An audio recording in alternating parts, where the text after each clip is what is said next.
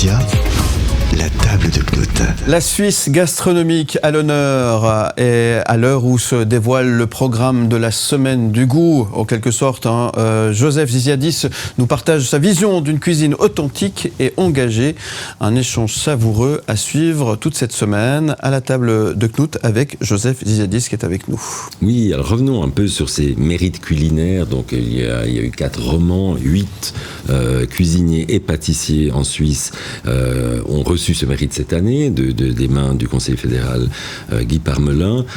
Ces mérites, comment est-ce qu'ils sont attribués en fait? Comment ça se passe? Alors on peut être candidat. Chaque année, le 1er octobre, on ouvre les candidatures de l'année. Donc les cuisiniers et les pâtissiers peuvent vous écrire. Oui, cette année, il y en a eu 25 qui étaient candidats.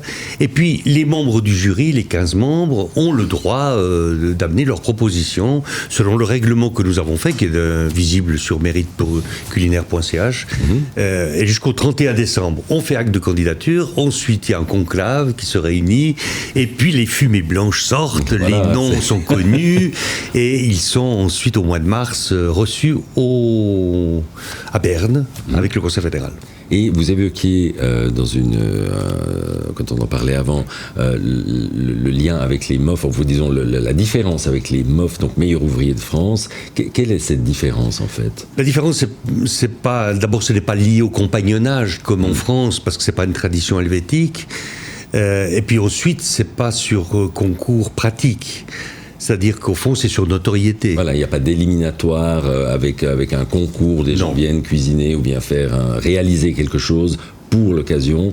C'est sur leur travail, disons, d'une vie. Oui, c'est ça. Début de vie, ça n'a pas forcément besoin d'avoir 40 ans de travail dans la cuisine, mais souvent, il y en a des anciens, mais aussi des jeunes. Je crois que le jury a pris conscience de l'importance de faire une diversité, pas seulement territoriale, mais aussi de style. Oui. Là, cette année, il y a une table qui est végane.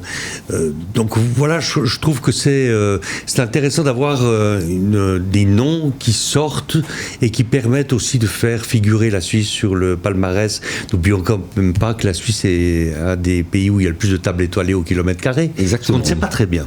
C'est vrai que la Suisse reste toujours très très modeste quand il s'agit de valoriser ses qualités. Maintenant, est-ce que vous pensez qu'il y a encore assez de professionnels à mettre en avant ces prochaines années, ou est-ce que ça va se tarir? Largement. Je ne suis pas non plus quelqu'un qui mange tous les jours dans des restaurants étoilés. De temps en temps, j'aime bien aussi voyager dans toute la Suisse.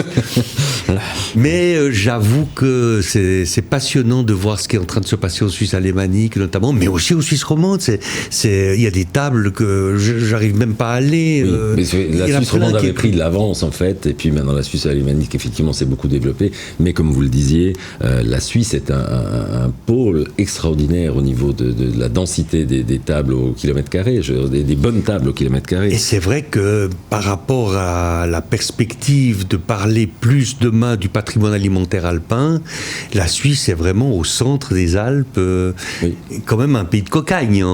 Il est à la transhumance de tout, croisé de l'Italie, des alémaniques, de la France. C'est quand même quelque chose de très particulier. À ce titre, Aigle est une excellente capitale du goût pour 2025. Alors, tout à fait, parce que on est près de l'Italie, de ce côté-là. Exactement, à la croisée des chemins aussi. Croiser des chemins. Eh bien, on va continuer de croiser le chemin de Joseph Ziziadis pour un prochain épisode. Vous restez avec nous, à tout de suite. Où tu veux.